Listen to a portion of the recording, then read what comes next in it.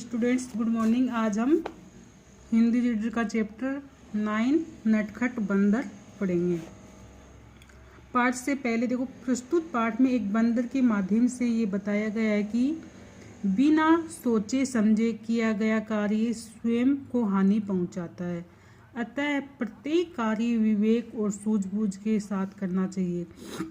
इस लेसन में ये बताया कि मतलब कोई भी आप कार्य करो, कुछ भी करो तो बिना सोचे समझे, मतलब ऐसे मत कर दिया करो। उसके बारे में विचार करना चाहिए कि ये सही है, ये गलत है।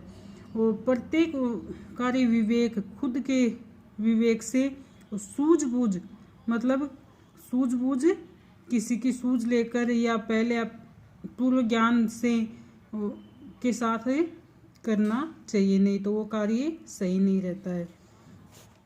तो देखो, पाठ में किसी नगर के निकट एक उद्यान था। उद्यान मतलब बगीचा था। उद्यान में एक बंदर रहता था। वह बड़ा नटखट था।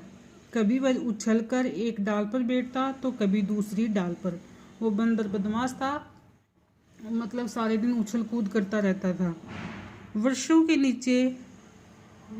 के कच्चे फल तोड़ता और कुछ खाता, मतलब पेड़ पौधे थे, उनके फल लगे हुए थे, उनको कच्चे पक्के तोड़ ताड़ के खाता और फेंक देता था।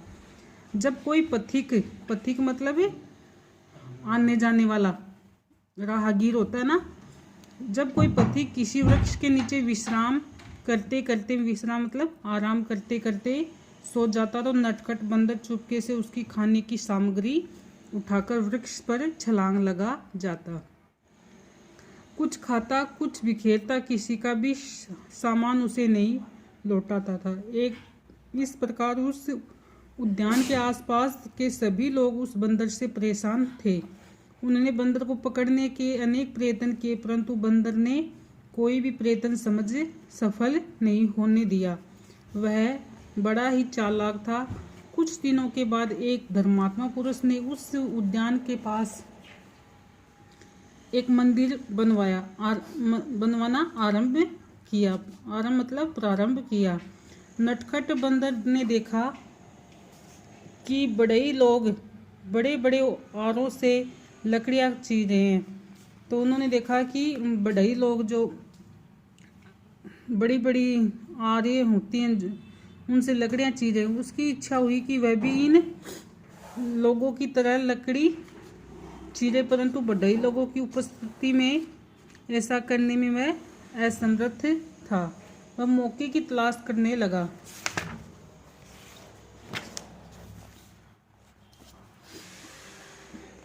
एक दिन मध्याह्न दोपहर का समय, बढ़ई लोग घास का काम छोड़कर खाना खाने के लिए कहीं चले गए।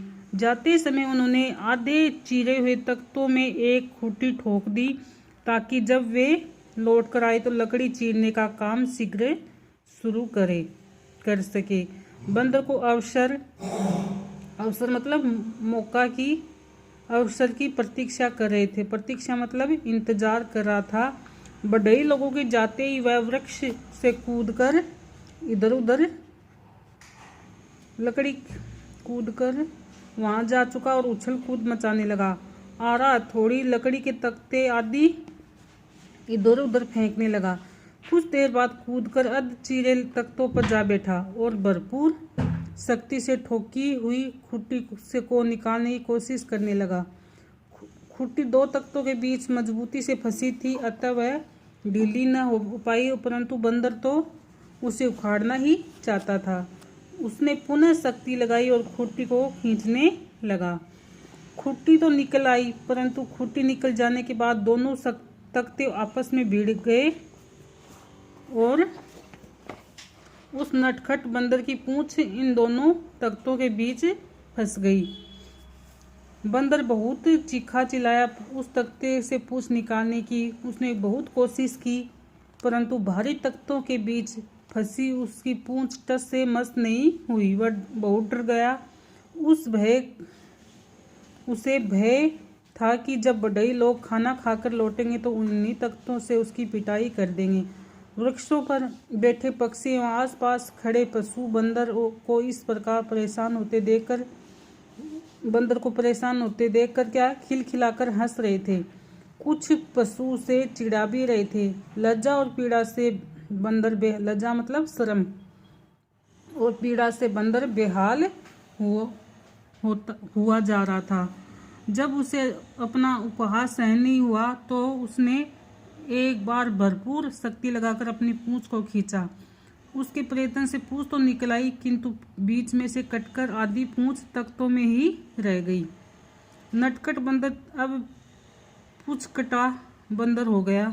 सभी पशु पक्षी खिलखिलाकर हंस पड़े।